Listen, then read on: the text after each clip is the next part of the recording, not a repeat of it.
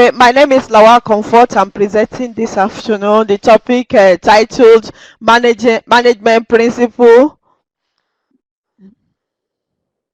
the dimensions of planning, organizing, leading, and controlling, titled POLC Framework.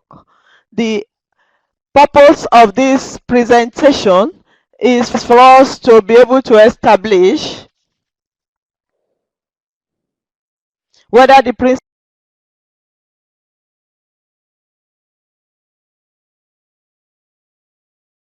consists of systems, strategic human resources.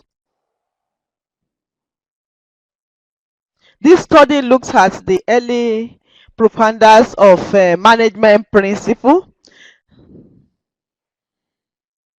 Early management principles were born of necessity. The most influential of these early principles were set forth by Henry Fayot. The company was in difficulty, but Fayot was able to turn it around and make the company profitable again. When he retired, Fayot wrote down what he had done to save the company. He helped develop an administrative science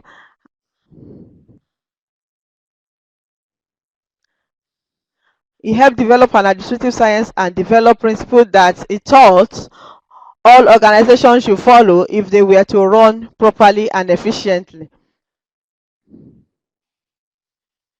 He came up with 14 principles of management, which are in this diagram.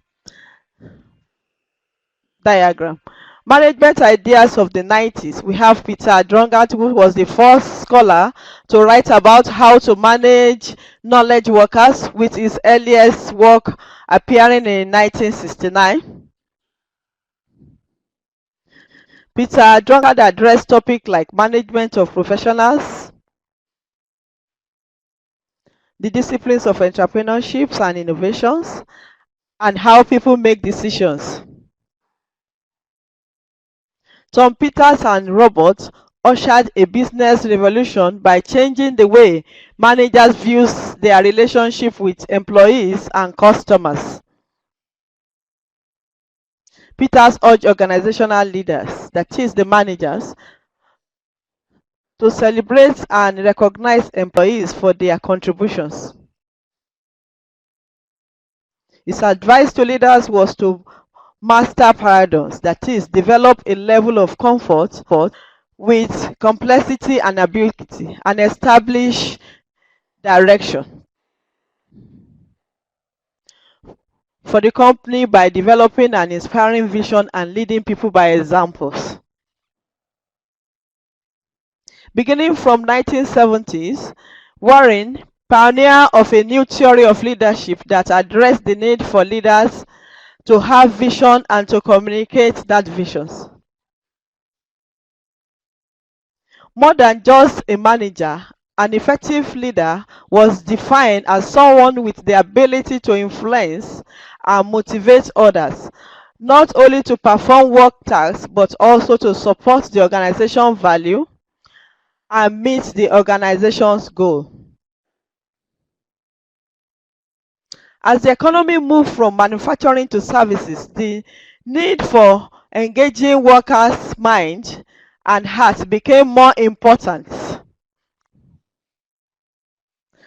Drongard, Peters, and Warretman presented ideas on how managers could achieve excellence in a continually changing business environment, while Benny encouraged managers to become inspiring leaders who empowered people.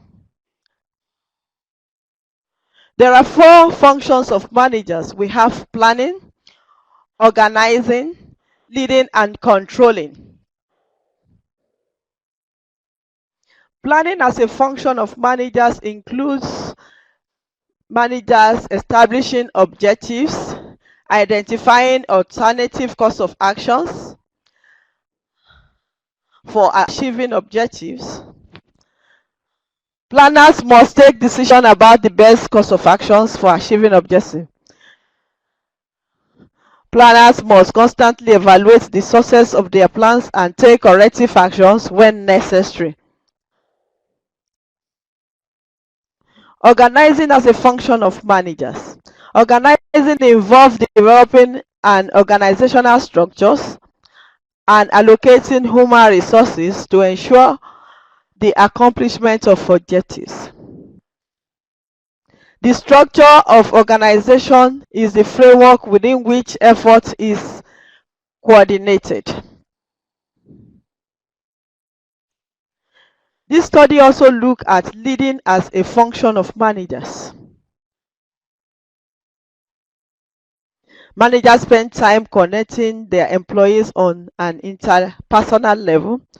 This goes beyond simply managing tasks. Rather, it involves communicating, motivating, inspiring, and encouraging employees towards a higher level of productivity. Not all managers are leaders. An employee will follow the direction of a manager because they have to, but an employee will voluntarily follow the direction of a leader because they believe in who he is or she is as a person, what he or she stands for, and for the manner in which they are inspired by the leaders. If managers are effective leaders, if their subordinates will be enthusiastic about exerting efforts to attain organizational objectives. Controlling as a function of managers. Controlling consists of 3 steps. It has to do with establishing performance standards, comparing actual performance against standards, and taking corrective actions when necessary. There are 3 levels of managers and management. We have the top level management, which has to consider strategic objectives. We have the middle level managers who looks at the operational levels, and then we have the first level managers who are looking at the tasks in questions. The significance of this study is that management principles serve as a guideline for doing work with greater efficiencies. The proactive manager can become more effective by using management principles to solve problems. It provides means of organizing knowledge and experience in management, which includes social networking, which helps to get new ideas and visions. Management principle provides a conceptual framework for systematic training and development of future managers. It makes the thinking clearer and systematic. It involves achieving cooperation from others to achieve organizational goals. Conclusion. The study material for this project came mostly from Principle of Management course material, e-book. Other sources include internet, business management.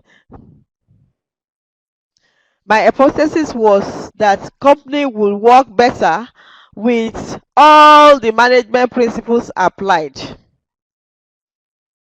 The literature review and the results do support my hypothesis. An exciting future study might involve testing the working of the company without any management principle. Thank you.